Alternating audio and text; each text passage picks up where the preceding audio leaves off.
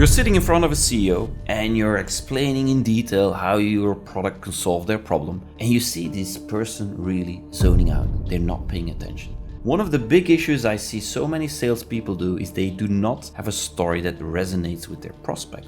So how do you fix that? Well, you always have to think of a company that has multiple layers. There are 3 layers in a company. Layer 1 is the executive layer. Layer 2 is the management layer. Layer 3 is everything that is operational. Those 3 layers have 3 different storylines. Storyline 1, when you're talking to CEOs, executives, you need to talk about strategic things, meaning the future of where is this going, a time frame of like 1 to 2 years ahead. It's very different than, for instance, management. Management, in average, will be like 6-7 months ahead, and it's a mix between where is this going, but also already some how do I solve certain things, how do I run a team, how do I get things done, right?